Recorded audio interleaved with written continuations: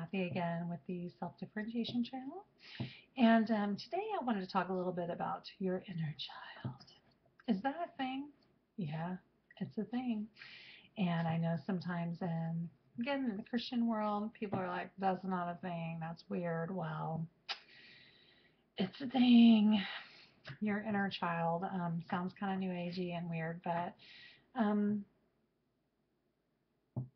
I think it's been a key component of my recovery because what I find or what I found just in the people that I'm familiar with is that in ACOA families, children, again, we talked about they lose self. Um, they tend to not connect with themselves in an empathetic way when they were kids. Okay, so here's an example. So,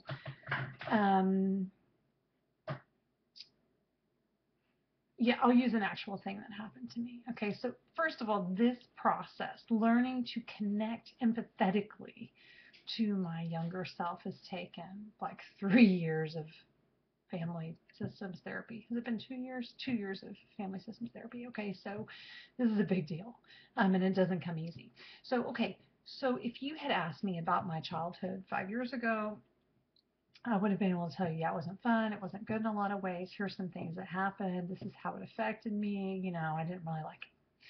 I would be able to tell you about some of the things that were done to me or some of the things that I did, and I would be able to tell you kind of, about them, and I would be able to connect an emotion to them, like it wasn't good or it was hurtful or I felt abandoned or whatever. Okay, so most people can do that, and um, my hair keeps bugging me. Most counseling can help you do that, which is fine. That's just one level of connecting to your childhood. But what I've noticed with ACOA kids, just that I have known, is that what we can't do is, I mean, we can kind of clinically or mentally connect that way. We might do a little bit of crying about that, but what we tend to not do is empathize and nurture that inner child. We kind of leave him or her in the past, and we're going on with our life and we're surviving and doing what we need to do, but we don't go back and revisit that child a lot, because the thing is, that child still has the same feelings and issues and is still kind of living in your head or heart or whatever, still thinking the same things, if it hasn't been corrected. So, okay, so here's an example. So I had a tendency with my kids, and still do, to be really kind of brusque with them or pushy with them when I get stressed, when I have anxiety. Remember my last video, sky is falling, I'm freaking out. So if I get in a hurry or something, I'll be like, come over here, do this, just real snappy. Maybe even pulling a little bit, push, maybe push, get out of the way, like that. So this is a common thing, something I regularly have to apologize for. Get good at apologizing to your kids. Just get good at it, because you're going to have to. So anyways, this is something that happens regularly. And so it's a thing that I recognize in myself and have for a long time and apologize for and have for a long time. But something new happened the other day, which is to say, go away.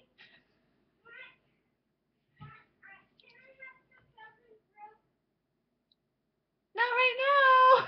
Go away. I'll be with you in a minute. See, that's life. This is my life. Sorry. Should have waited till the kids were in bed. Anyway, so um, I had something happen the other day. So I was kind of doing something like this with one of my kids, and I had this feeling where I remembered, but didn't just remember, but kind of was taken back to a time in my childhood where someone was doing that to me. And this wave of kind of emotion washed over me, where I remembered, not only remembered, but really stepped into that moment of how that felt for me as a little girl, being kind of pushed out of the way. You're in the way. And in that moment, I mean, it was a real revelatory moment for me, because in that moment I was able to empathize with my child.